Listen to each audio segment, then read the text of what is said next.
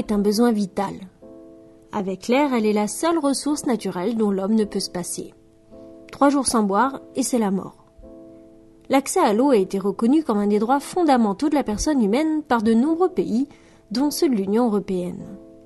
Dans le monde, l'approvisionnement relève à plus de 80% de la responsabilité de l'État.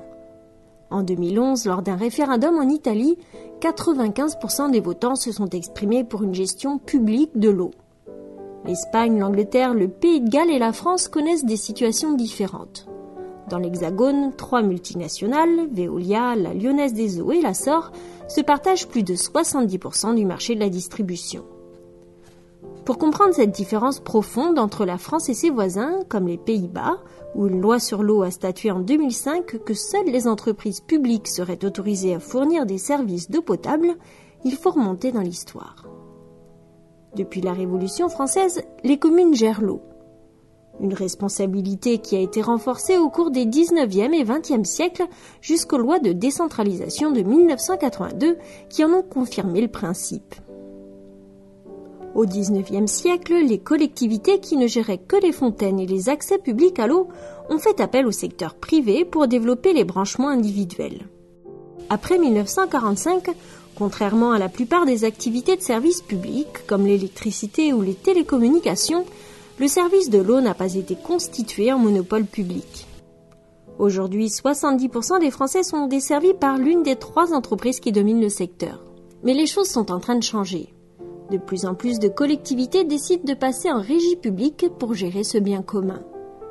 L'un des exemples les plus marquants est la ville de Paris qui a décidé en 2012 de retirer la gestion de l'eau à Suez et Veolia pour la confier à la régie municipale Eau de Paris. Les griefs contre les multinationales sont nombreux. Tout d'abord, une facture de 15% plus élevée que dans le secteur public. Vient ensuite des contrats sur des périodes très longues, souvent succincts, ne précisant pas d'obligation de résultat. Les petites communes qui ont un faible pouvoir de négociation n'ont pas toujours du personnel compétent pour lire entre les lignes de ces 10 contrats. Enfin, les reproches concernent le manque de transparence des comptes qui ne permet pas de savoir vraiment quelle part des bénéfices sert à rétribuer les actionnaires et celle qui est réinvestie dans l'amélioration des réseaux. Ces investissements sont capitaux, notamment pour éviter les fuites qui gaspillent ce bien précieux. Pour faire un contrepoids aux multinationales de l'eau regroupées au sein de la Fédération professionnelle des entreprises de l'eau, la FP2E, France Eau Publique a vu le jour le 6 juillet 2012 à Mont-de-Marsan.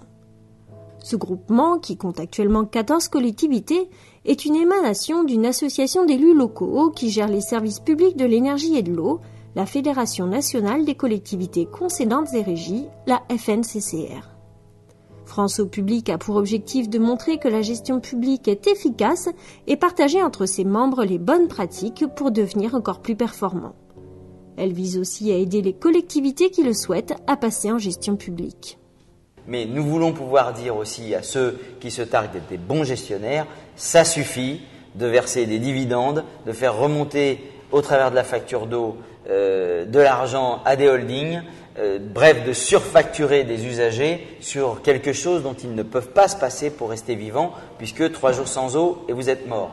Donc résultat, nous cherchons à démontrer que la comptabilité publique et la gestion publique est non seulement plus transparente devant les usagers, avec le conseil municipal ou le conseil communautaire, mais aussi qu'il y a des lignes financières qui n'existent pas et que ça fait toujours le bonheur de l'usager parce qu'avec les économies réalisées, on peut augmenter les investissements et ou baisser le prix pour le consommateur.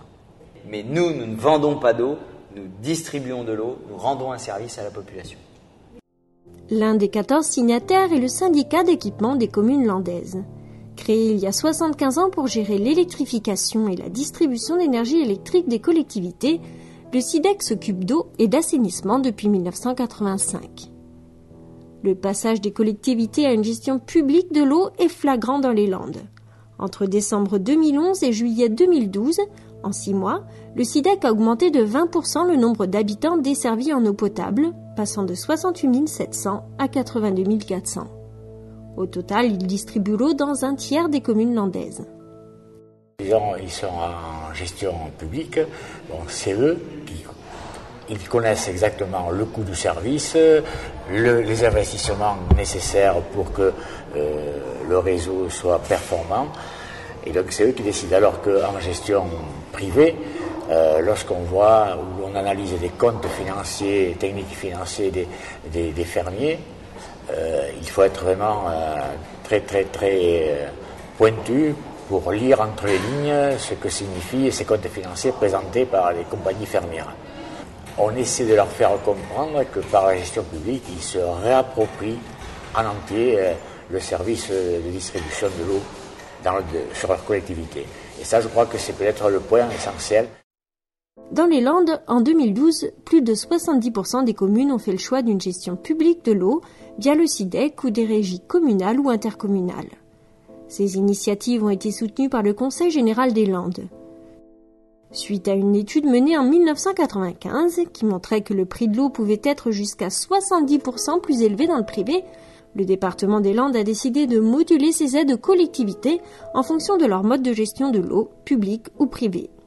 Dès 1997, la Fédération professionnelle des entreprises de l'eau, la FP2E, saisissait le tribunal administratif de Pau et obtenait l'annulation des délibérations du Conseil général.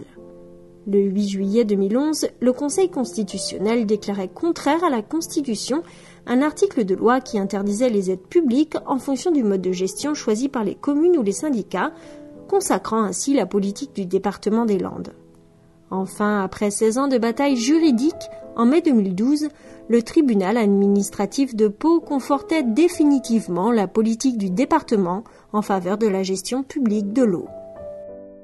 Chaque fois qu'il y a un jugement qui est rendu, soit le Conseil général fait appel, ça a été le cas pour le Conseil constitutionnel qui nous a donné raison, soit la FP2E fait des recours. Donc nous avons le sentiment que le dossier n'est pas clos, mais en même temps il y a une prise de conscience de la population, et c'est ça qui est important, une prise de conscience de la population et des usagers qui ont bien compris que lorsqu'il s'agissait d'une gestion publique, la qualité de l'eau était non seulement sauvegardée mais améliorée parce qu'il y a davantage d'investissements et que le prix de l'eau est en forte baisse.